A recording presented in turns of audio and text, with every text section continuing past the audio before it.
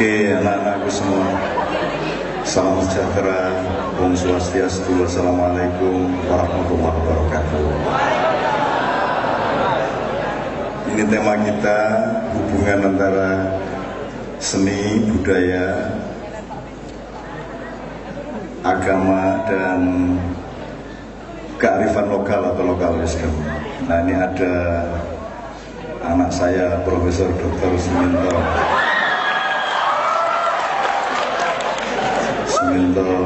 Ahmad Sayuti, Ketua Dewan Syuro Front Pemancing Indonesia. Ada Mas Hanafi Rais.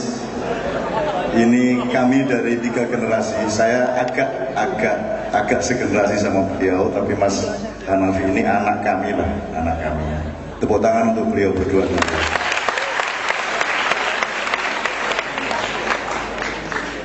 Ini yang agamanya bukan Islam, angkat tangan. Ada kan pasti? Tidak apa-apa, angkat tangan. Oke.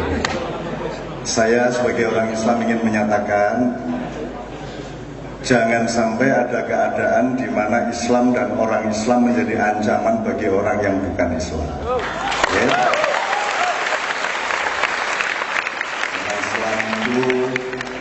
Islam itu satu adverb daripada dalam bahasa Inggris, itu adverb, jadi kata benda yang bekerja. Artinya adalah saling menyelamatkan, tidak hanya di antara manusia tapi juga di antara makhluk-makhluk lain, termasuk botani, zoologi, termasuk setan dan iblis, itu diselamatkan satu sama lain. Sebab setan itu yang nyuruh jadi setan adalah Tuhan. Iblis itu menjadi iblis juga atas perintah Tuhan. Gunanya untuk menjadi sparring partner kita semua, agar supaya kita mengerti persis mana baik mana buruk. Asalkan Anda berhati ikhlas untuk Tuhan, maka iblis sudah berjanji tidak akan menyentuh Anda. Jadi kalau ada setan dolan ke rumah Anda, diterima baik-baik dengan omongan ora apa-apa ngopi-ngopi ning kene ning rasa ganggu aku. Gitu ya. Jadi saya ngomong ini supaya Anda tidak punya kesempatan untuk mengembangkan adrenalin kebencian kepada apapun saja. Karena kebencian itu mengurangi detak jantung Anda jatahnya, mengurangi kesehatan Anda. Jadi pokoknya tidak usah benci sama siapa-siapa, termasuk kalau ada yang tidak mau nonton tari, tidak ada masalah. Tidak ada yang tidak menyukai Anda bermusik, tidak masalah. Asalkan jangan melempari batu atau melakukan restriksi sosial. Anda dikafirkan juga tidak apa-apa. Bahasa nusuan, gue dewi nusuan bedanya karo sing ngafirke apa. Jadi saya sendiri ini sekarang sedang diklaim sebagai orang yang lebih berbahaya dari Syiah. Ini di Jawa Timur, MUI Jawa Timur. Dan saya bersyukur atas klaim itu. Dengan demikian orang Syiah agak lebih aman karena saya yang lebih berbahaya daripada orang Syiah. Nah, aku kalau naik ke Syiah monggo, kalau naik ke si A, si B, si C monggo lah, tidak ada masalah. Kalau naik ke kafir, lu wes suwe aku kafir, wes suwe, gue lagi ngerti apa? Aku ya dajal barang sakarepmu. Setahu saya orang yang disukai Tuhan adalah orang yang bisa rumangsa, orang yang menyebut dirinya buruk, orang yang diragukan keikhlasan dan kejujurannya adalah orang yang menyebut dirinya baik, kan begitu. Maka semua nabi mengatakan inni kuntu minadz dzalimin, sesungguhnya aku termasuk orang-orang yang zalim. Nah, jadi wis kene ayo festival ngonek aku apa sakarmu, sak suwek-suweke cangkemmu, sak bobol-bobole silitmu. Ora masalah. Oke, saya tanya itu tadi untuk supaya teman-teman di UNY ini antar pemeluk agama itu mengerti pagernya masing-masing. Kapan makan bareng enggak apa-apa, tapi kalau masuk beranda enggak apa-apa, masuk rumah taren dhisik, nek masuk kamar ojo. Agama letaknya di dapur, Manusia itu tidak perlu nunduk-nunduk pawone. Di warung itu tidak ada dapurnya di depan, tidak ada. Yang ditunggu oleh pembeli adalah pangananmu penak ora. Terserah gue kompor tenanan kok areng kok sebul kok. Sak iki ora masalah, tidak agama apa monggo. Sing penting outputnya gue saling menyelamatkan atau tidak di antara manusia, alam dan semua makhluk yang lain. Kan kira-kira gitu ya. Nah. Oke, ini kalau diterusin nanti saya jadi ustaz. Sementara ustaz itu tidak ada dalam Al-Quran, kata ustaz tidak ada. Saya sedang menulis buku judulnya Ustadz Abu Jahal.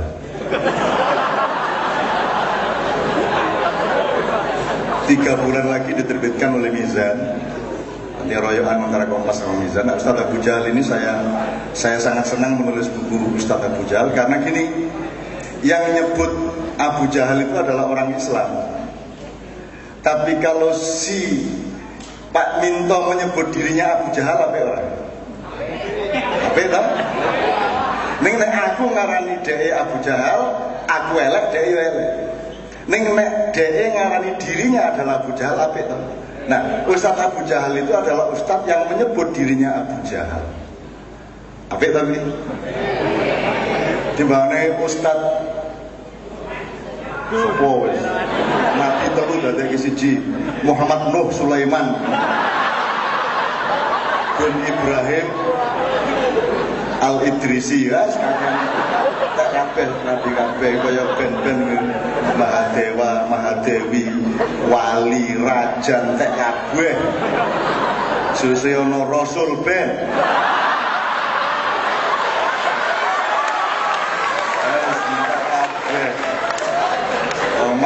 Majelis selawat wis saiki wis ngentekke kabeh ana majelis Rasulullah. Sapa sing ora melu majelis kuwi berarti dudu anak buah Rasulullah mutiar we.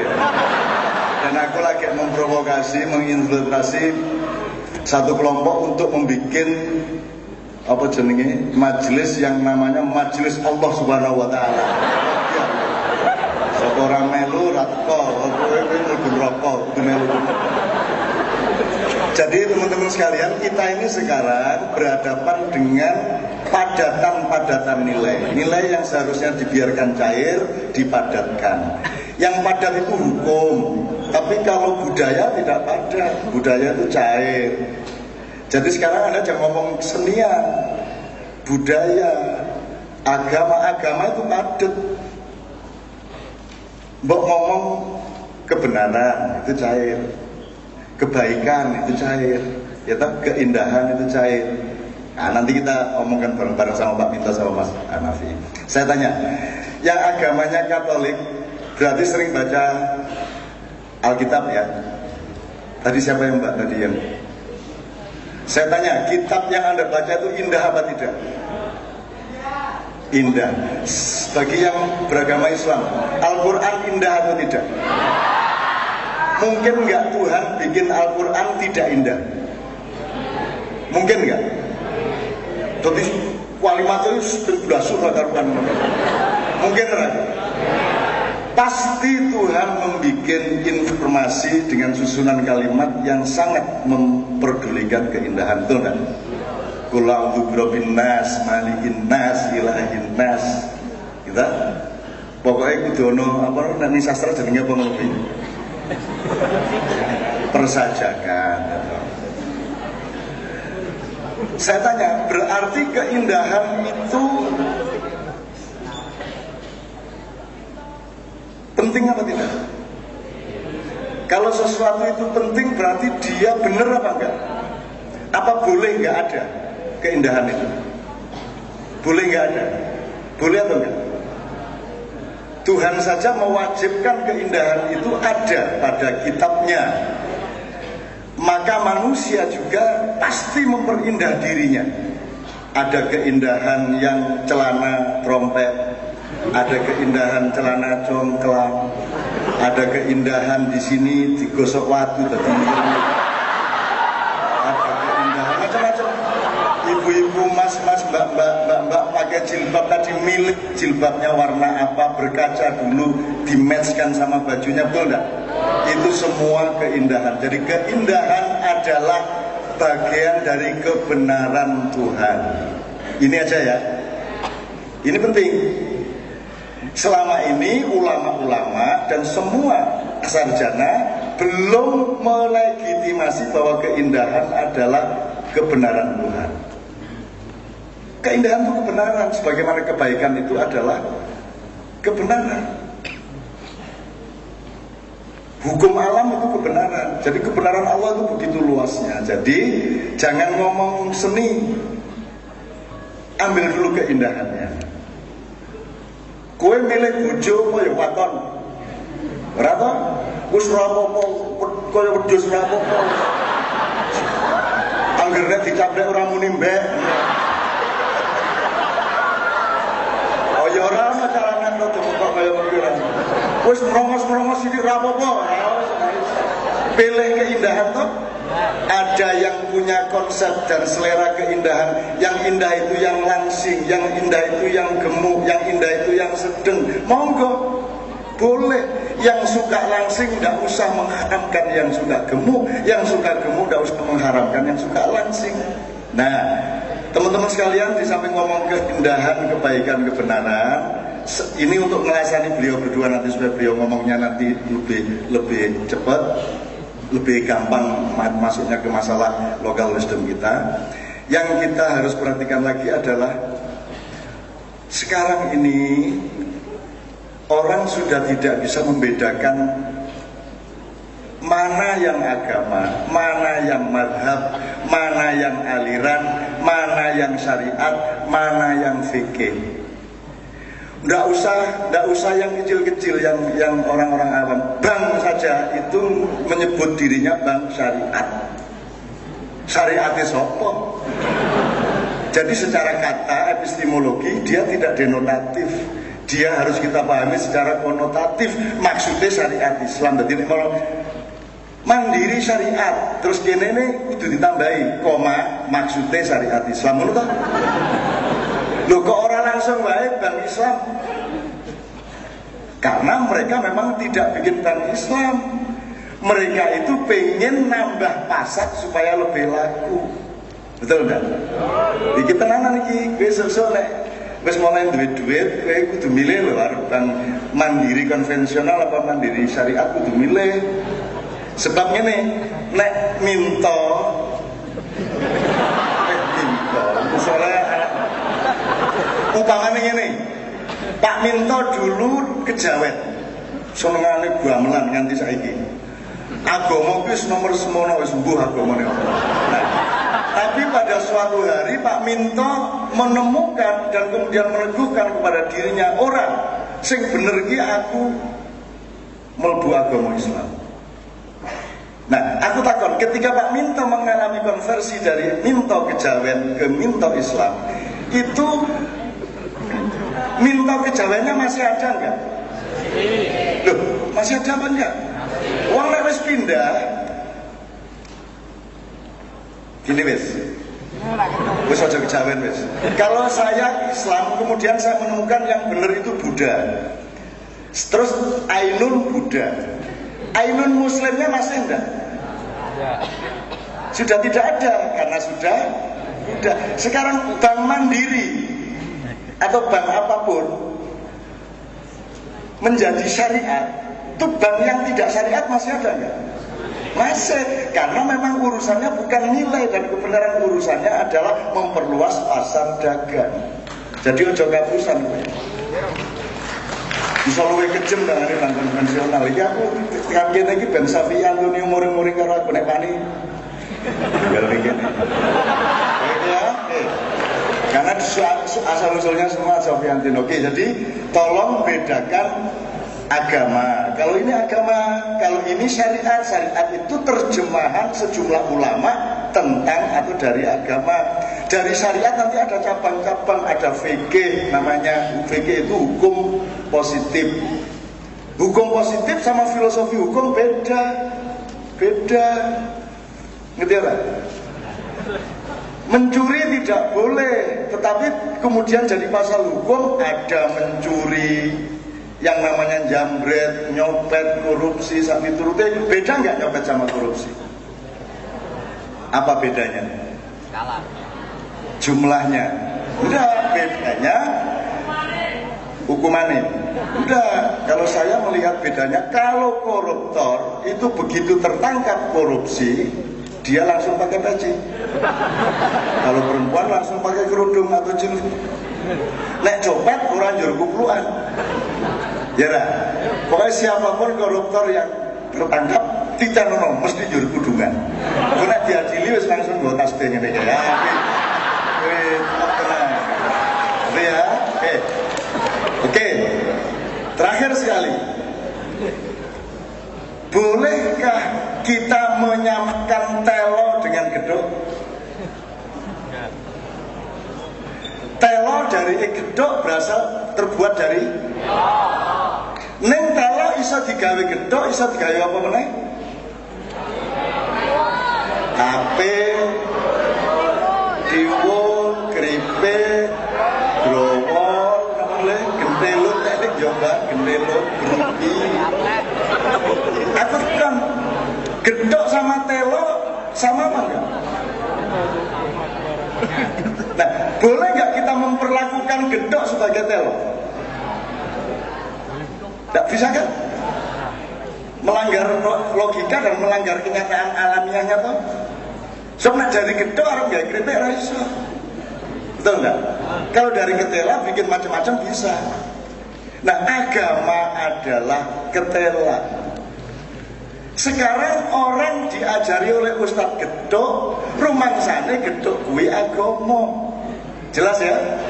Orang diajari Ustadz keripik, menyangka bahwa keripik adalah agama. Bukan, dia cuma salah satu versi tafsir dari agama. Jadi gedhok itu hanya salah satu aplikasi dari telo. Jangan lantas gedhok ditelokkan, jangan madhab di agamakan.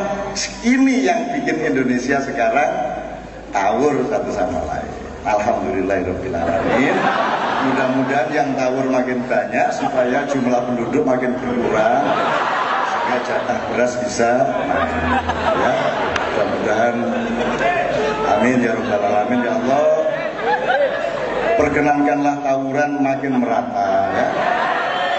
Antara PDIP lawan Golkar, antara Sunni lawan Syiah,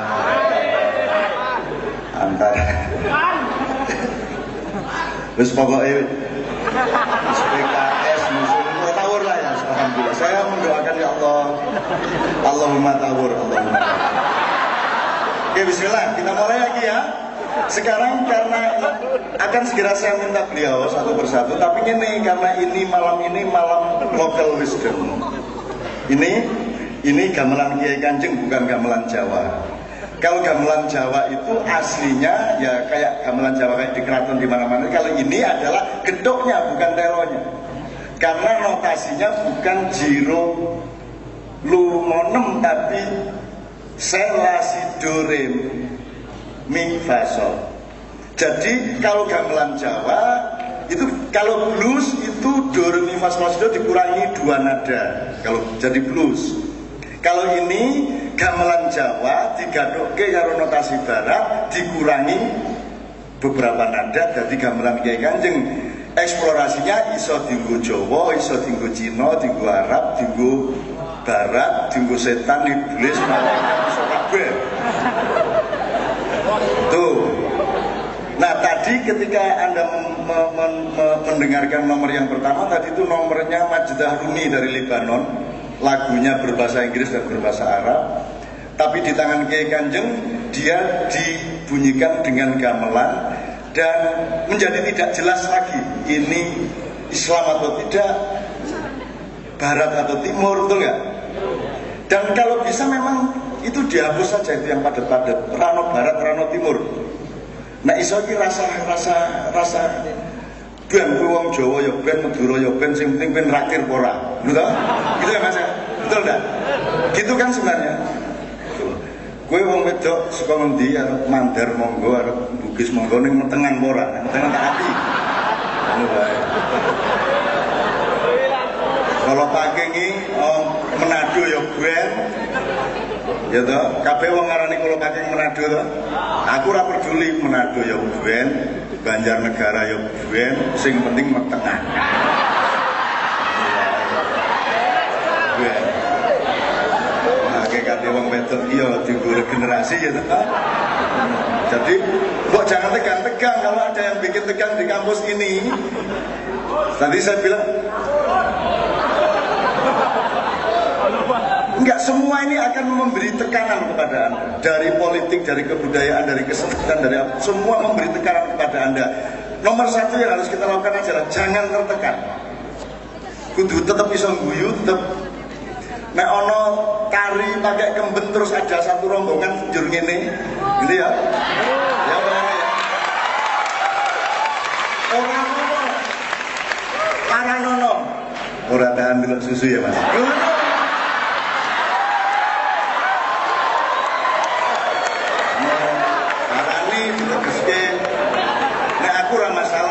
Urusan kampus, orang urusan seks, ngono ta? Aku ora ngajengan Mas, aku. Ya. Jangan mau tertekan pokoknya ya. Oke, lokal wisdom saya minta Kiai Kanjeng dan Mbak Novia lagi membawakan. Aku kepengin ngerti ono swara sing paling lokal. Kalau di Jogja ya gamelan, kalau gamelan kan mimpin yang paling lokal ya kendang. Jadi aku pengen ngerti swara kendang. Ayo Mas Ki.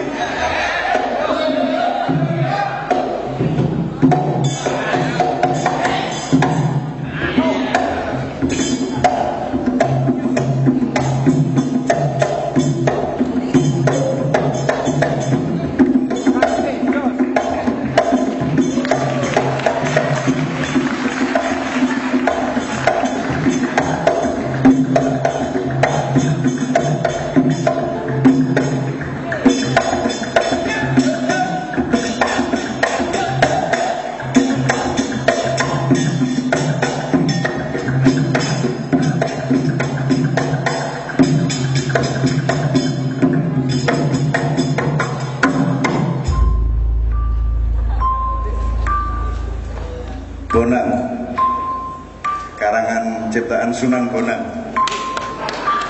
Bentuknya seperti bonang.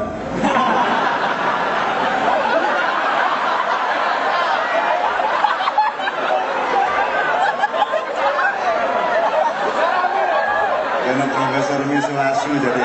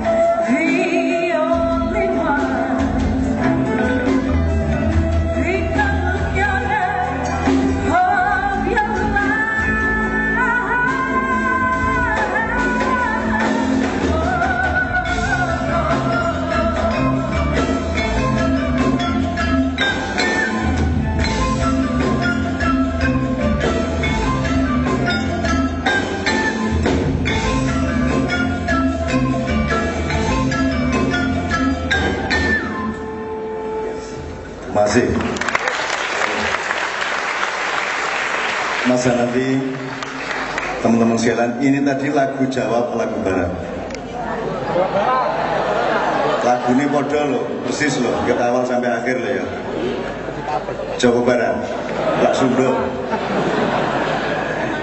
Kiai Kanjeng hanya ingin menunjukkan kepada Anda, mbok jangan terkungkung oleh padatan-padatan.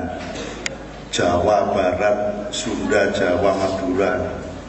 Yuk kita melakukan kristalisasi, melakukan universalisasi. Jadi kalau ngomong agama itu mbok ngomong kebenaran dulu, ngomong kebaikan dulu, ngomong keindahan dulu. Agamanya itu padat. Agama sebagai institusi itu sendiri tidak pernah dianjurkan oleh Al-Quran. Nah sekarang kita nama .2, agama .2 itu juga sangat merugikan proses mencari kebenaran karena kita selalu mengacu kepada padatan-padatan. Oke. Nah, Mas Hanafi, tolong teman-teman ini dikasih sejumlah wacana dan mungkin contoh-contoh soal bahwa yang dihadapi oleh UNY bahkan juga dihadapi oleh seluruh masyarakat Indonesia itu paling tidak hanya dua. Satu, pemahaman tidak lengkap tentang urusan-urusannya. Jadi ngomong agama tapi tidak belajar beneran, ngomong madhab nggak belajar beneran, ngomong lokal wisdom ya nggak belajar beneran. Satu ya, itu menghasilkan yang nomor dua yaitu kesempitan. Musuh manusia Indonesia itu kesempitan sekarang ini. Yang bersahabat dengan kesempitan hanya suami istri. Anda belum mengalami. Pak Minto itu wah, bukan Jadi kita dengarkan bersama Mas Hanafi Rais. Ini tidak berarti dia bermadhab Hanafi ya. Dia madhabnya Syafi'i. Itu pun dia berada di dalam padatan yang tidak menjadi agama beliau, karena Pak Amin adalah tokoh Muhammadiyah, mantan ketua PP Muhammadiyah. Beliau putranya Pak Amin. Beliau juga seorang aktivis Muhammadiyah. Nabi Muhammad sendiri ndak Muhammadiyah, ndak NU, ndak Sunni, ndak Syiah. Karena saya sudah tegaskan kepada beliau, karena saya ini dicurigai kalau di Muhammadiyah dianggap NU karena suka selawatan, di kalangan NU saya tidak diterima benar-benar karena dianggap dekat sama Muhammadiyah. Akhirnya saya betul kepada Nabi Muhammad, ya Nabi saya mohon nasihat, enaknya saya masuk NU atau Muhammadiyah. Terus Nabi Muhammad jawab, opo kui, gitu. Akhirnya saya nggak jadi masuk. Akhirnya pedoman kami adalah pokoknya saiso-isone gawe urip, gawe perilaku, gawe kelakuan sing menuju perilakunya Muhammad menurut. Jadi nek arep Islam ya Islami Muhammad menurut. Bah kuwi jenenge NU Muhammadiyah ya ben. Bahkan saya sudah bikin kelompok majelis ilmu namanya Nahdlatul Muhammadiyin. Ketuanya adalah Mustafa W. Hasim dan Kiai Haji Marzuki ya. Namanya Nahdlatul Muhammadiyin. Kumpulan orang-orang yang mengacu kepada akhlaknya Muhammad. Itu tugasnya keliling dan alhamdulillah sudah punya jurnal, sudah keliling DIY dan Jawa Tengah. Nah, beliau saya kira punya watak Nahdlatul Muhammadiyin. Makanya dia mau jadi wali kota dulu karena bahkan tidak ada Nabi jadi wali kota, tidak ada. Tapi beliau menjadi karena beliau berijtihad. Pak Nabi mengalami saya nyun satu ya aku tak bion ingin lagi ben gue orang tegang-tegang banget. Santai saja. Pernuhun, Assalamualaikum warahmatullahi wabarakatuh. Salam sejahtera untuk kita semuanya. Apa ini nyebutnya? Teman-temanku, saudaraku atau adik-adikku, yang disampaikan Cak Nun pasti sangat relevan dengan apa yang saya pikir mungkin kita rasakan bersama di UNY maupun di negara kita secara umum ya. Jadi apa yang disampaikan di sini, apa yang kita bahas selama sampai dengan subuh nanti mungkin Cak Nun itu bukan dalam ruang kosong ya. ada hubungannya dengan kejadian yang sifatnya sangat lokal, mungkin di kampus ini, ada hubungannya dengan mungkin secara lebih luas di Jogja atau Jawa atau Indonesia atau bahkan secara umum secara global. Nah, kalau tadi Cak Anun mengatakan kita ini punya identitas, ya, apakah itu agama, apakah itu sebagai etnis, ya, Jawa, non Jawa dan lain sebagainya, atau kita ini beriman atau mungkin sedikit beriman atau tidak beriman sama sekali, itu memang kadang-kadang kita ini ya hanya berhenti sampai pada batas identitas. Yang ingin saya katakan adalah kita kemudian kalau sudah punya identitas tanpa disertai dengan ilmu, ya, itu lantas menjadi sangat bisa dibilang malah ekstrim. Jadi kalau ada peribahasa yang sudah kondang di mana-mana seperti apa, padi itu semakin banyak bijinya semakin merunduk. Nah, kalau mestinya semakin kita ini punya ilmu dan juga beriman, ya, itu memang pasti juga akan semakin memahami, ya, pandangan orang lain, ideologi orang lain dan lain sebagainya. Nah, saya lahir ketika zaman seperti Anda, ya, sekarang ini tahun 2000. Berapa umur kalian sekarang rata-rata? 17? 18? Paling tua berapa? 25 ada di sini? Ya. Mungkin umur Anda 20 ke bawah sampai dengan sekitar itu, ya. Atau mungkin ya 18 dan seterusnya, ya. Yang saya rasakan ketika dulu seperti Anda gitu, tahun 98 ketika perubahan struktur politik ekonomi itu yang namanya reformasi itu membuncah di negeri kita ini, itu mengalami sebuah rasa yang sangat berbeda, di mana kalau kita bicara tentang politik terutama ketika itu dengan orang bicara politik sekarang ini atau bicara demokrasi sekarang ini, itu saya pribadi secara subjektif merasakan sangat berbeda. Sekarang ini sangat sulit ditemukan kita ini bicara berdebat gagasan atau ide. Yang muncul sekarang ini yang saya rasakan secara pribadi dan mungkin juga dirasakan oleh Anda semua adalah orang berdebat itu mesinnya atau drivernya itu sudah bukan lagi gagasan, tetapi dengan kebencian, dengan dislike, bahkan sifatnya sangat subjektif, asal beda suku, beda coupling, mungkin kos-kosan, ya, atau strata sosial, itu kemudian menjadi sangat tajam. Sehingga kalau yang terjadi seperti sekarang ini, ya, maka sedikit dipetik saja atau sedikit dipancing saja terjadilah konflik yang begitu keras, ya. Hanya karena rebutan jodoh, kemudian tragedi seperti di Syiah itu kemudian menjadi endemik, atau mungkin seperti di Lampung akhir-akhir ini, ya. Sehingga kemudian ini mempengaruhi kesadaran kita, ya. Saya ingin tanya kepada teman-teman semua, berapa jam Anda menonton televisi dalam sehari? Tidak pernah? Nggak punya TV, anak kos? Jadi nggak punya TV. Berapa jam yang Anda habiskan untuk internetan, untuk Facebookan? Enggak juga. Terus Anda ngapain aja di kos-kosan?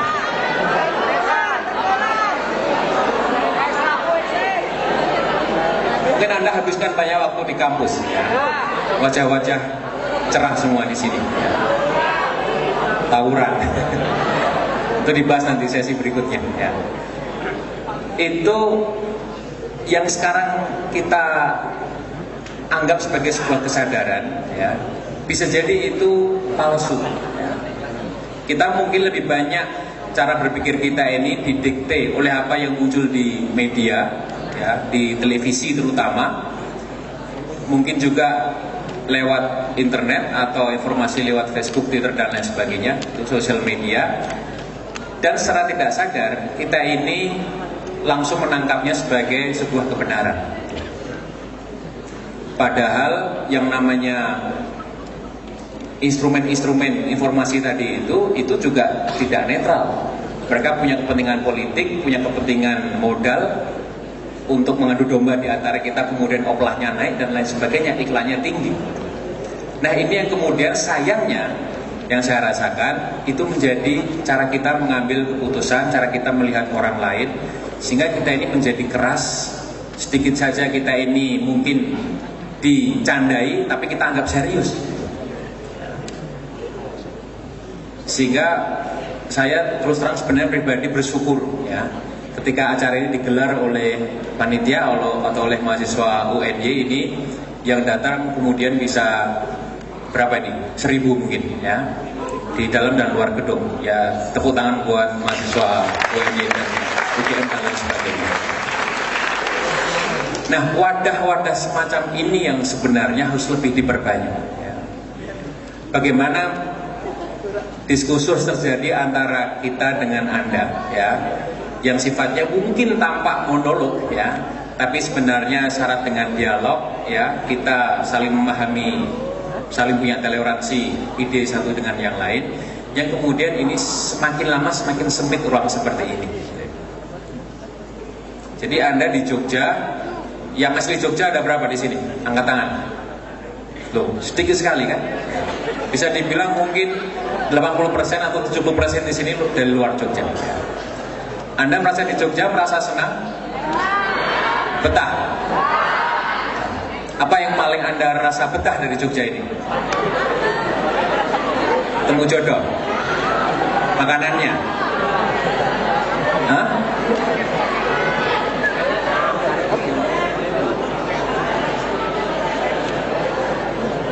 Anda mungkin merasa senang, ya. Tapi bisa jadi kalau semakin alam Anda tinggal, semakin memahami situasi sosial dan lain sebagainya, mungkin kita ini kebebasan berekspresi, gagasan semacam ini bisa jadi semakin sempit, ya. Sekarang ini banyak properti di Jogja ini menjamur demikian mudah, ya. Mall, hotel, conference hall, belum komplek perumahan, ya. Mungkin juga jalan tetap, tapi yang punya mobil, punya kendaraan semakin lebih banyak lagi, sehingga yang namanya ruang publik itu semakin sempit. Jangan Anda berpikir bahwa pergi ke mall itu ruang publik. Anda bisa ngopi di sana, Anda bisa berdiskusi di sana, tetapi kesana pun Anda harus parkir dan bayar. Itu sudah bukan lagi ruang publik karena bayar. Itu punya swasta dan kemudian menyuburkan yang namanya bisnis swasta dan lain sebagainya. Yang ingin saya katakan adalah ruang-ruang publik dialog semacam ini yang menghormati gagasan satu dengan yang lainnya, menghormati ideologi satu dengan yang lainnya, itu yang seharusnya kita perlebar ruang ini. Jangan sampai digilas oleh industri properti, jangan sampai digilas oleh kepentingan bisnis yang mungkin sudah tidak lagi peduli dengan lingkungan, ya, hijau dan lain sebagainya. Nah, saya punya catatan tersendiri. Ketika kita ini disebut sebagai masyarakat informasi, maka yang lebih penting harus kita jaga adalah kita harus punya kesadaran diri sendiri, ya. Informasi ini membuncah, ya, seperti tsunami, ya. Anda dapat informasi dari broadcast message BlackBerry kalau Anda punya BlackBerry, ya. Anda dapat email, Anda baca koran, dapat internet, mungkin juga dari gosip teman lain dan lain sebagainya. Sehingga bisa jadi sekarang ini kita terlalu banyak informasi, dan yang kita butuhkan sebenarnya bukan informasi lagi, tetapi rekomendasi, ya. Saking banyak informasi kita ini mungkin bingung, kemudian akhirnya kita tanya sama teman, tanya sama tetangga, keluarga, PNS ini mana yang harus saya pilih. Ini soal rekomendasi, bukan soal informasi lagi, karena kita sudah kewalahan menerima informasi itu. Nah, jadi teman-temanku semuanya. Kita bersyukur malam ini kita punya sebuah ruang di mana kita bisa tertawa bersama-sama, ya. Tapi saya yakin di balik tertawa Anda itu, ya, kita membangun sebuah kesadaran yang sejati, gitu ya. Dan tentu nanti ada kita bisa mengeksplorasi lebih dalam lagi. Matur nuwun Cak Nun.